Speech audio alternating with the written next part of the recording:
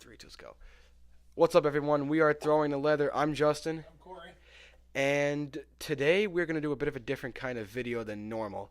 We're not going to talk about fights that happened last week or even preview the ones tonight, which is Font and Garbrandt UFC Fight Night. We're doing a fight companion for that. That'll be up on the YouTube by the time that this video airs, so that'll be up there. Check that out if you didn't already. We thank you. And if you were on the stream, we thank you as well. But today we are going to rank who we think is the greatest of all time by weight class in the history of MMA. So that's not just the UFC, that's every promotion. Although most of them were UFC champions at some point. It's every promotion, everywhere. Yeah. So and this isn't like a pound for pound list or a top 10 list. It's just GOAT by weight class. So yeah, that's about it. You want to kick things off? Where you want to start with this? Flyweight? Women's flyweight? Women's strawweight. Women's strawweight. Yeah, we're omitting women's lightweight just for the sole fact that it doesn't have as much a history as the other weight classes. So that's it. So go ahead. Women's strawweight, I think we both agree. no other person. Doug Rose, Nama Yunus. Yeah. I mean, Joanna. That would be the only argument, but it would be a stronger argument if Rose didn't beat her twice. Yeah, so I'm taking Thug. I think Thug Rose is the best. Yeah, I mean, again, that'll be debated, but if Doug Rose beats Esparza and gets that loss back, then there's no debate. Yeah. But there's still a debate there. You could debate that. You could say Joanna. I wouldn't hate on that. Yeah. But I would have to go with Doug Rose personally because she beat Joanna. She beat Zhang Weili, who beat Joanna.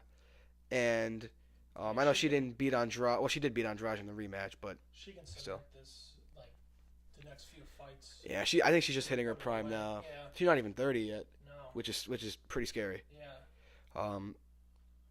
But yeah, I think that's the most debatable, rather, Yeah. of all the I mean, women's the weight record might not classes. show it, but No, I mean she had a career resurgence, and came on and beat Joanna twice. The first one of the all-time great upsets. Second one, a great fight, great performance. And people, I mean, you could say that she should have defended her title. She got slammed on her head. Yeah, she was winning that fight before that, but completely dominating that fight. So. and she did end up getting the rematch though, so at least she did get that win back. Yeah. But yeah, right now I'd say Thug Rose, but it's debatable. I think Joanna's the only one you could debate that with.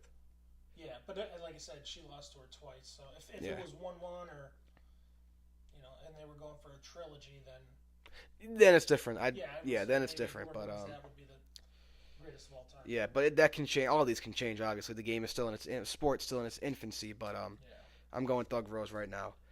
Women's flyweight. I don't think that this is even remotely a discussion. Valentina Shephenko. Again, it's another weight class that's kind of doesn't have as big a history as others. But Valentina she's just. There's not even a debate. There's just not even a debate. There's only ever been one other UFC women's flyweight champion, and Nico Montano. She never fought Shevchenko, and we all know what most likely would have happened in that fight. She might be the most. Well, I mean, I think she's more technical than Amanda. Yeah, and she proved in her last fight that everyone's like, "Oh, she's gonna knock her out," and she took her to the ground and submitted her. Yeah. Which only makes her that much better. Valentina's just so good, and that's the fight I think we all want to see next is her and Amanda. But we'll see if that happens. If it doesn't, then phenomenal. 21-3. Yeah. Overall. With the two of those losses came to Amanda. Yeah. One of them was extremely close. The other one not as close. But after this, I do have some fights that I'd like to talk about that I'd like to see happen. Yeah. But this will only take a little bit to do. Women's bantamweight, not even remotely a discussion. Amanda Nunes. Yeah. I don't think that's even controversial. Yeah, she might be. She's the greatest women's fighter of all ever. time. Yeah. Yeah, if there's a Mount Rushmore of MMA fighters, I think you got to put Amanda's face on it at this point. I mean, she's beaten everybody there is to beat. She could retire right now, and the only question would be, oh, will she be Valentina again? But she already beat her twice technically, so I don't think that that's even worth talking about. But yeah, that's not even remotely controversial. This next one, I don't think is either. No. We both agreed on almost. I feel like all of these we're going to agree on for the most part. Women's featherweight, Cyborg. I know Amanda beat her, but Cyborg's been dominating at featherweight her entire career. Nunes. It's not, like we said, it's not just the UFC. This Yeah, is and Nunes all just got there, promotions. so it's Yeah, Cyborg's been, she was in, Invicta, Strikeforce, she was dominating Bellator now. all of them. Yeah, it's not even. It shouldn't be controversial to say that. Somebody might even say she's ranked number 2 of all time. Yeah, I mean, you'll get people that'll say she is a women's GOAT. I think Amanda is, but you'll get people to say Cyborg is. Yeah, and I wouldn't argue with tooth and nail. I mean, I would say, I think Amanda fought tougher competition and knocked Cyborg out cold. So yeah, there's I would that. say that, but I wouldn't argue with people saying she's the second ranked all All time. yeah, I wouldn't argue with that either. No, I don't think you could argue with I that. have a problem with that at all. No, I wouldn't either. Like I said, we're omitting women's lightweight just because it doesn't have as big a history right now as the other weight classes, even flyweight. But now we're going to get into the men's divisions and kick things off with the men's flyweight division. And you want to take this one? You want me to go? Yeah, you can start it off. I don't think it's even. This one's definitely not controversial. Demetrius Johnson, definitely. I mean, the man had like 10, 11 title defenses. Didn't lose for how many years? Dominated everybody. Arguably won his second fight with Cejudo. I don't think it's even remotely controversial to say that he is the greatest flyweight. Some people say he's the greatest mixed martial artist of all time, and I wouldn't 100% disagree with that. I mean, I have my pick, but I wouldn't like crap on that. Yeah, I don't know if I would pick anybody else. Like I can't. I don't think there is anybody else to pick. I mean, someone might. Think of anybody else that's. Henry Cejudo would say Henry Cejudo, Well, but I don't think anybody else would. no. It's just not even. I mean, I'd like to see that. I That look would be a dream fight to the trilogy. to come up with. There's not a whole explanation needed with this one. It's pretty clear. Yeah. I mean, his track record speaks for itself. Yeah, that's pretty much it. Moving on now, Bantamweight. You want to take this one? You want me to still take it? Yeah, go ahead and start it. We might disagree on this one, but I have Dominic Cruz, and for a few reasons. A, I think TJ, you got to disqualify for the failed drug test because how long was he taking it? Was it just for the Cejudo fight or was it all the time? Cruz beat him, but and here's MMA math. Cruz beat Dillashaw, Dillashaw knocked out Garbrandt twice, who beat Cruz. But I still think that you got to put Dominic Cruz because of the whole doping with TJ. I think that just and I'm gonna become a bit of a hypocrite when the rest of my list comes out, but you got to go Dominic Cruz. I think personally. I mean, he started the division. He was the man before anybody else. So. Yeah, I would not disagree with you on that. I think looking back, like when he first came into the UFC, or not even like he was in WEC. WEC. In WEC, he was dominant in WEC. Yeah, except for the loss at featherweight to Uriah. Yeah, he dominated bantamweight, which that's what you got to look at. That was a great rivalry too. Like one of the best. That brought that division into the UFC. Oh yeah, because definitely. The UFC did not have that. Still the biggest rivalry in the history of the division. So I think that I would agree with on that one. Yeah, I think it's pretty easy to say that. Now, next up, featherweight. You want me to go or do you want to go? You go ahead. Here's one that is controversial, maybe a little bit. I have Max Holloway, and the big reason, obviously, the big win streak that he had. But aside from that, he beat Aldo twice pretty badly. He made Aldo look bad in the two fights he beat him. I think you got to take that into account. I know he did lose to Volkanovski twice, although he didn't lose that second fight. No one's going to convince me he did. First one he did 100%. Volkanovski had him there. Second one, no. But I think in terms of talent, Max Holloway is the greatest featherweight of all time. And I think he still has his prime to reach. You think he's still in his prime? Yeah, definitely. I mean, look what he did. Look what he did to Cater. Going into his prime? I definitely think he could still be going into his prime. I mean, look what he did to Calvin Cater. That was brutal. He almost killed the man. Like it was scored 50-42 for some of the rounds. Some of the judges had it. That's insane. That means almost every round was a 10-8. That's insane. That is. And it wasn't that competitive. It was literally the Max Holloway show. Yeah. Just impressive as it gets. Is tough to dispute that. Yeah, like he might be. Yeah, to me, he might be top 6, top 7 of all time. To me, that's my opinion. Yeah. I wouldn't. Again, I don't really crap on people's opinions, but I don't think I'd have him that high all time. But I just like his fighting styles. Like it's entertaining. Yeah, and it's good. And I think that's why people like him and like his fights, because he takes any fight, any time. Like one of my dream fights is him and Nate Diaz. That would be like. That might be a top 5 dream fight. That'd be insane. I mean, now Max would probably win, but Nate doesn't give up. No. So that would be just an insane fight. Yeah. That'd be if Nate would be able to make 155 again. That might be an issue. 'Cause I think they'd have to meet there. I don't know if Holloway would go up. I don't think his power and his game would translate well at 170. No, the only other pick is Aldo. Yeah. That's the only other logical person you can pick. I would go Holloway all the way. 100%. Yeah. Want to take the next one? Or you want me to go lightweight?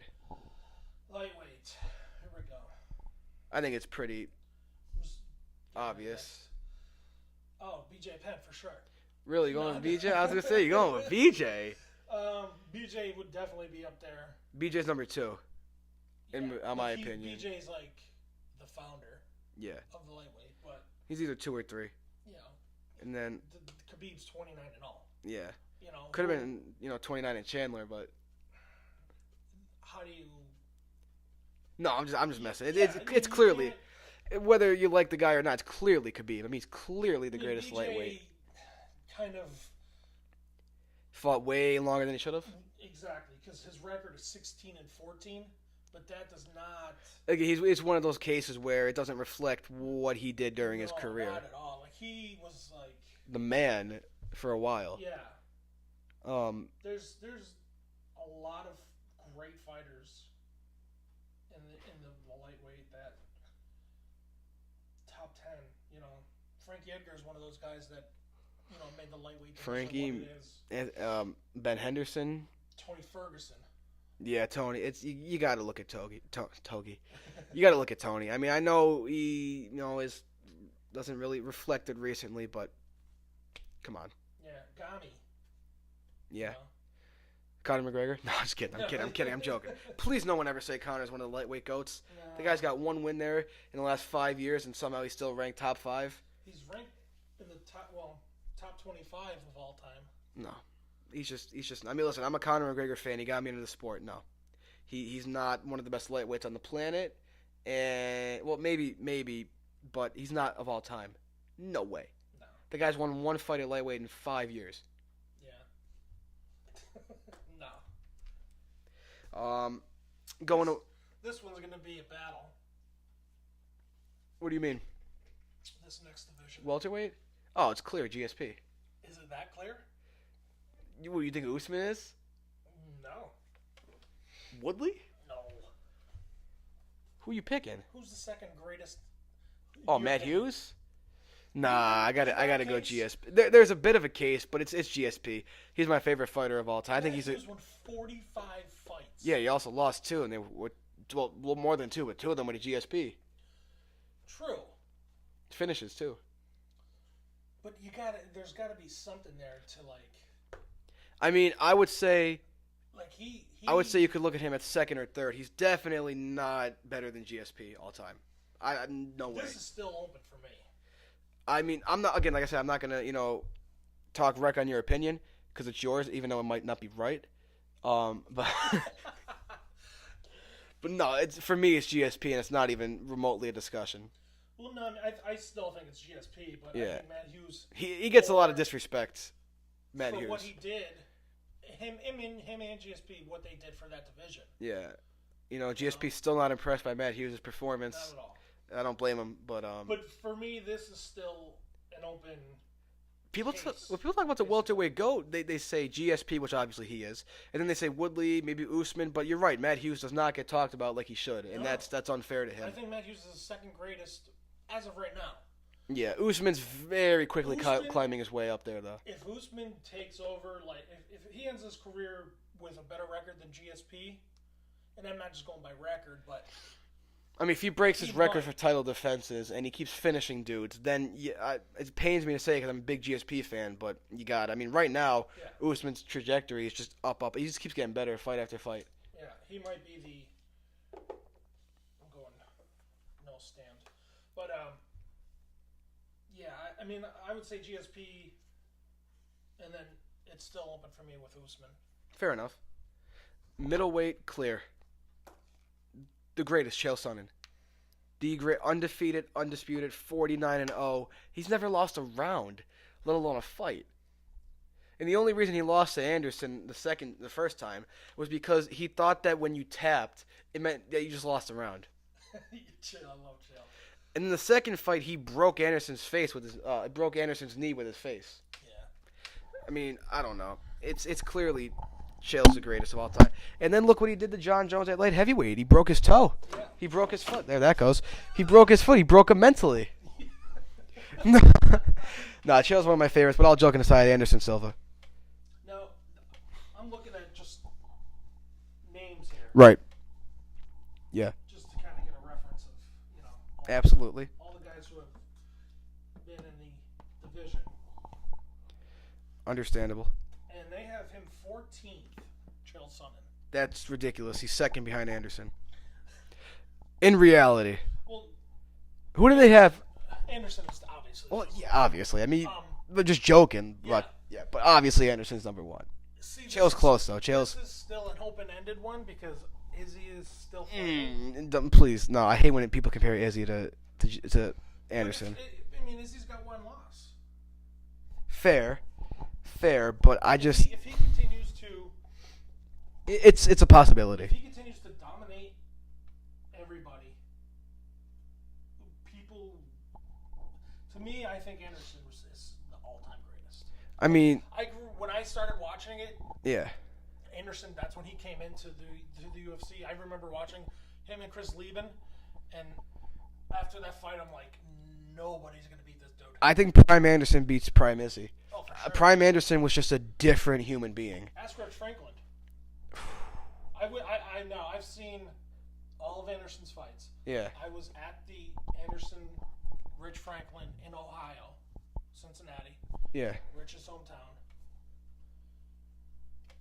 Dominate. It was just it was bad. So yeah, I mean Prime Anderson was just a different animal. I don't know. I don't think anybody all time would beat him in his prime. I don't. And his prime could have continued if he didn't goof around against Weidman. Yeah, true. But I mean, some of the fights he knocked people, like we were talking about, like the Vitor Belfort kick. That's just he front kicked him in the face. That crushed me. That crushed my soul because I'm a huge Vitor fan. TRT Tour or Vitor? Both. Okay. Mythical fighter. TRT Tour. I literally just sat there stunned.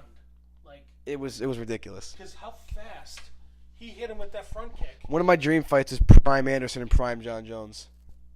Yeah, man. I really wish you could have you could see these fights happen. Yeah, some of my dream fights could still happen. They're still up in the air, could potentially happen. Yeah, but the only way you're seeing Anderson Silva John Jones is UFC 4. Yeah, you're playing it on. Yeah.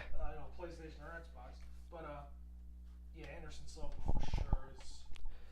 Which transitions into the next division, light heavyweight. Forrest Griffin. Not a chance. Forrest. Tito? No, it's John Jones. All joking aside, it's John Jones, clearly. As much as it pains me to say this, but yes. It's, you could argue he lost his last two fights against Reyes and Santos. I definitely think he lost to Reyes, but Prime John Jones was like Prime Anderson, just a different animal. I mean, he was just different. He came in. He beat all the guys that Anderson. Well, not all of them. No, never mind. I take that back. Just Vitor. Yeah. And Chael, but. But he came when he came into the UFC. This is when it started evolving. Yeah. He evolved the UFC. I mean, to, you know, 10 years ago he won the belt. He was the future of the UFC and of the division. 10 years later, he still is almost the future because he was so young. And whether or not he fights, I'd rather see him at light heavy than at heavyweight. I really would. I'd love to see him fight Jan Blachowicz or Yuri Prohaska, but yeah, well, the big money fights at heavyweight. yeah, He can't go down any further than light heavyweight. So. I mean, I don't know if he's going to go back down to light heavy. He already put a lot of weight on for heavyweight. Yeah. But we'll see if he even fights there. And if it's in the UFC. That's another thing. I mean, he might just say go to Bellator 1 or something. Yeah. You never know. I mean, his one loss was it like Dana said, he's undefeated. Yeah. He's undefeated. 27-0. Yeah, he's undefeated. Which, speaking of heavyweight, brings us into the next one. You want to give your pick?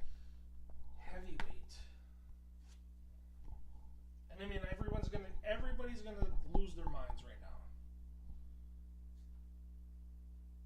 And I'm trying to look to see where they have him ranked. I feel like you're not going to say the same guy I'm going to say. I'm for sure not gonna say the same guy. I know everybody's gonna say, "Oh, it's Fedor." It is Fedor. It's not. What do you think it is?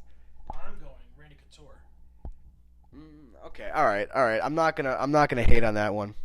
I personally think it's Fedor, because I mean, for like a decade, the guy was just unbeaten, and he was just dominating everybody. But you know, here's my thing to that. If you're an MMA fan, if you're like a legit every week big time MMA guy, you Right. know Fedor. Yeah, exactly. If you're just somebody who watches it every whatever, you might not have heard of Fedor because Fedor was never in the UFC. No, exactly. So he was in Pride. Pride, Strikeforce, K1, Bellator, Yeah. So if you or M1, not K1, M1. you saw him in Strikeforce. Yeah. Or even Bellator more recently. Yeah, or in Bellator. That was like late in his career. Scott Coker says he still might fight again. That's not great. He beat Rampage though, which I don't want to talk about that fight. Rampage was just. But I mean, to me, Randy Couture is the greatest heavyweight of all time. He might not have the record. He's 19-11. He's another one that you can't go just off the record to see what they did. Exactly. Yeah. He was the UFC champion heavyweight. He was the UFC light heavyweight champion. Right. But this dude was 38 when he. Yeah, he was old when he was doing all this. Yeah, he wasn't like 20. Yeah. Yeah, he was old when he was doing this. He was in his 40s when he beat Tim Sylvia and. Like he came out of retirement to fight Tim Sylvia, and we all know that fight. Yeah, he beat him bad. Not even competitive. That was the greatest fight to me. Like, I mean, I was at that fight. It was the craziest thing I've ever seen in my life. Yeah. At age 40. You shouldn't be doing that.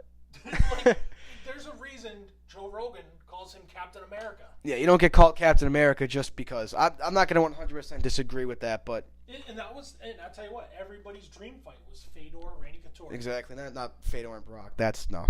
Like, It's Fedor Couture. Early, UFC, they're like, oh, we want Couture. Like, Randy Couture,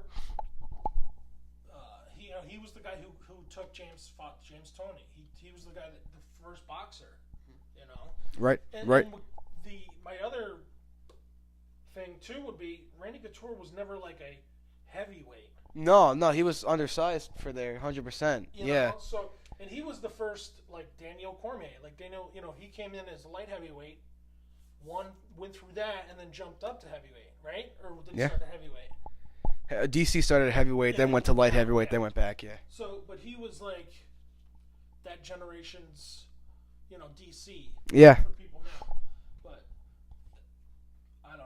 I think Randy is, to me. I mean, Fedor's a monster. Yeah, prime Fedor beats any heavyweight of all time, in my opinion. But that's like the dream matchup. That was Fedor. That's one of my dream fights. Exactly. It might happen still. We don't know. Knowing the way things are going, if I don't doubt it. If they throw enough money at Randy, he might say, "All right." Yeah, 48 years old. I don't know how Randy's in his 50s. I think he's 50 now. I think he's over 50. 78-year-old Randy Couture fights, 79 Fedor, whatever. Like. Oh my God! But yeah, that's an all-time discussion too. But Yeah. I mean, transitioning now into, I said how I want to talk about some fights that I'd like to see, depending on the results of tonight's card, Font Garbrandt. But starting at bantamweight, Did you have any fights you wanted to see, or I mean, you didn't write them down, but you did say you had some, not for bantamweight, but like for other weight classes. Like lightweight, you were talking about, you had some you wanted to see. Yeah. Well, we'll get there with that, but obviously at bantamweight, Sterling versus Jan 2, which neither one of us thinks is going to happen. No, I don't think it's going to happen. I think Aljo's going to get stripped, and then Jan's going to fight Rob Font, Cody Garbrandt, or Corey Sandhagen for maybe even Dillashaw. But yeah, I don't think Aljo wants that fight. We wanted Aljo to win that fight. I mean, the first fight. We predicted him. Yeah, I liked Aljo, but after that whole thing. Yeah, he became very unlikable. Which is weird because he did nothing wrong in the fight. It was Jan who threw the dirty knee. Yeah. It was the Twitter and the pictures. I mean, he threw the belt off in the octagon, and then he was posing with it after the fight and smiling, and now he's not even talking about Jan anymore because Jan's in the gym training, and Aljo had to get neck surgery for an injury that I don't think he talked about until the fight. Until after the fight. Exactly. Yeah. And now he's going to be out till October, November. Yeah, I don't think that fight's gonna happen. No. But if it does, I'd like to see Corey Sandhagen fight the winner of that if he beats TJ, and if that fight even happens. That's what I'd like to see there. Font versus Dillashaw. If Font beats Cody and TJ beats Sandhagen, I think that's a good fight. Winner fights for the belt then. Mm-hmm. Garbrandt versus Sandhagen if Cody wins and Sandhagen loses to Dillashaw. Edgar Cruz, just because who really wouldn't want to see that fight, and they're like 1 or 2 spots apart in the rankings, so it kind of makes sense. Yeah, and that could be like retirement fight for one of them. Possibly, yeah, that's what I would be. I'd like Dominic in that fight though, personally. After St. Frankie's last fight, though, yeah. That could have been a career-altering knockout. It really could have been. Cruz looked good his last fight. Yeah. He didn't even look that bad against Cejudo. I mean, he was a little rusty. I know he says ring rust isn't real, but he did look a little. I mean, you're out for almost 4 years. You're gonna look a little, rusty. But yeah. And then the last one, Marlon Moraes and Merab Dishvali. Yep. Because I think Dishvali deserves a top guy now, and Moraes is there, so I'd like to see that fight happen. Bantamweight's real interesting right now. It's my favorite division right now. It's so interesting. Tonight's fight's going to be great. And I think, personally, we were saying the same thing. If the Cody that fought Dominic Cruz comes back like that, or even better, not a man in that division beating him. As long as he doesn't get into the firefight and stays technical and, hands up and chin down, not on the center line, I don't think anyone's beating him. But you never know. Now, what's your opinion on if Cody wins tonight and then Sandhagen wins, he'll fight for the title? What do you think of Cody going down to 125? I think it makes sense because he said he was supposed to anyway back in November. That was originally the plan. He was supposed to fight Davison Figueiredo.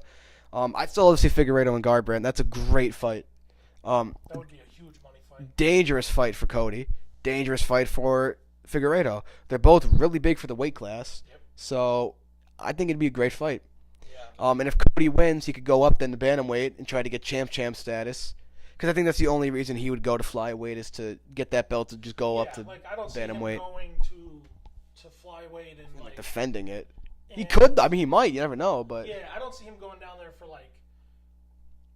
take a fight here, take another fight there, then fight for the title. I think it's either fight for the title or not go down at all. I mean, he was supposed to get that off 1-3, 1 win out of his last 3 or 4. He was supposed to get the title fight. So if he wins tonight, I don't see anything changing in that regard. Yeah. And aside from Moreno, there's no other big contenders really that emerged. So, I mean, Askarov, but there's no way that Cody wouldn't get leapfrogged over him. He's got the name value that obviously Askarov doesn't. I'm going in the featherweight, Volkanovski Ortega for the interim belt because the real belt's in Waianae, Hawaii with Max Holloway. And then Holloway versus the winner of that, regardless of who it is. Yair Rodriguez, if he ever fights again, and Calvin Kattar. Yeah. I think that'd be an interesting fight. Zabit's off the rankings, so that's why he's not in any of mine, because I don't know if he's coming back and what's going on with him. So that's why I have Yair and Kattar. But if Zabit does come back, I'd like to see Zabit and Yair. If Saiyans the beat does come back. Yeah, there's a lot. Edison wants a big top. He wants a top 5 guy too. Yeah, he was saying Holloway, but Holloway's gonna probably stay on the shelf until whoever wins the belt. Yeah. That's my prediction. And I'll tell you right now, though, after Edison's last fight, I Thomas Edison. You know what I mean? Edison. I call him Edison. I don't care. Barboza. I'll call him Barboza. He looked good, man. He looked real good in his last fight. He had Shane Burgos forget that he got knocked out. Like, that was scary. That was one of the scariest things I've ever seen live. Yeah. He hit him and then his brain just shut down a couple seconds later. Yeah, he was like. He was like, "Oh, I got knocked out." Yeah. Like it was. No, all joking aside, it was like, "I'm gonna stay here," but your brain is like, "No, you're gonna fall." Speaking of Barboza, though, I'd like to see him go with Josh Emmett. Yeah. I'd like to see that. He said he wants a top 5. No. What's Emmett? 6, 5 or 6? 6. Yeah, but that makes sense. Yeah. I wouldn't disagree with that fight. I don't know. Holloway owns this division. Yeah, Holloway's the champ in my eyes. Ortega Volkanovski is that. For some reason, that fight does not just. It doesn't like. That fight really drove me when it was on UFC 260. It was supposed to be, but now I'm like, It doesn't pop off the page. Not anymore. Now that they're coaching tough, maybe when they coach tough, it'll be interesting. Yeah, we'll see June 1st. You know. We'll see in about a week, a little over a week, when the first episode airs. Maybe they need to do something for that fight because right now. It's just competitive. It's just like, Yeah. When it was on UFC 260, I was excited for it. I mean, but that can't be the main event. On a fight night. That's what I mean. Like, yeah. there's no way that's the main event of a pay-per-view. Yeah, that's not. Yeah, I would agree. They have to put If Volkanovski Holloway 2 wasn't a main on a pay-per-view, there's no way in hell Volkanovski Ortega is. There's no way. No, that's gonna be the co-main. There's no offense to either one of them, but it's especially since it's for the right to fight Max Holloway belt. Yeah. But going up to you go ahead. Where are you gonna go? Lightweight. Lightweight, yes, lightweight. I have a couple fights that I would like to see at lightweight. I have a few too. First off, Oliveira versus Poirier for the belt if Poirier wins. I said I don't really want to see McGregor fight him. I don't think he deserves it, but I think if McGregor does beat Poirier, he'll give him the title shot. I mean, he's ranked top. He's ranked number 5 now. But he's really not the 5th best in that division, though. I mean, maybe who's below him? Ferguson. Well, okay, all right. Hooker, Felder. All right, yeah, maybe he is 5th best in the division. He hasn't won there in 5 years, though. It's the only thing that. Well, he's ranked number 5 for the not winning for 5 years. That's it. But if he doesn't beat Poirier, I think he should drop out of the rankings. At least the top 5. At least the top 5. Maybe not top 15, but I think if he loses to Poirier, he drops out of the top 5. He hasn't won a fight in 5 years there. Well, here's my thought on that. So Poirier wins. He's fighting Oliveira for the title. Right. I think they keep McGregor at 5 for this reason and this reason only. In my opinion, Poirier Oliveira, Dariush Gaethje, Chandler McGregor. See, I don't 100% disagree with that, but I think Conor's days of fighting for titles will be over if he loses to Poirier. So that's why I'd rather see Gaethje Chandler, Conor Nate 3 if Nate loses to Leon, Dos Anjos and Islam Makhachev, Kevin Lee and Diego Ferreira, and Gregor Gillespie and Drew Dober. Okay. Where did you have Gaethje? Versus Chandler. Okay. And Dariush is... The reason I didn't put Dariush is because... the only reason why I didn't is because he said he doesn't want to fight till the end of the year or next year. That's the only reason why I didn't have him here. Otherwise, I would have put him there. Yeah, That's the only reason why he's not. Whole thing is because Otherwise, I'd give him Michael Chandler. I don't think he can handle that. I don't either, but it... But to me, like I said earlier, Dariush needs to prove... He still needs to prove to me that he's a top 3 fighter. See, the only thing that sucks is when Oliveira and Gaethje beat Tony Ferguson, it was impressive. Gaethje impressively beat him on the feet, Oliveira on the ground, and even on the feet. Dariush's wasn't that impressive. No. It was a domination. It was underwhelming. Exactly. It wasn't impressive. He stuck his head down and then just, I mean, he did what he needed to do to win. But if you want your coming out party like Oliveira, people will put on notice when he beat Ferguson. Same with Gaethje. Yeah. I don't get the same feeling with Dariush's, and that's no offense to him, but it's just the truth. Yeah. But I don't think he'd beat Gaethje. I don't think he'd beat Chandler. No.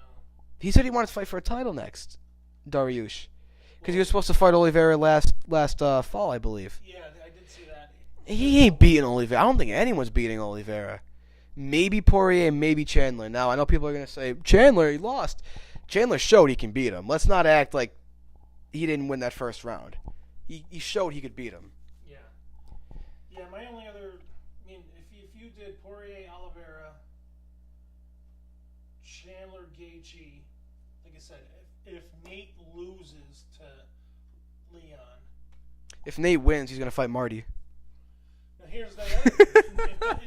like, I don't know. If Nate does beat Leon, does he fight Usman for the title? No. So if he... Fight Colby. Winner fights Usman.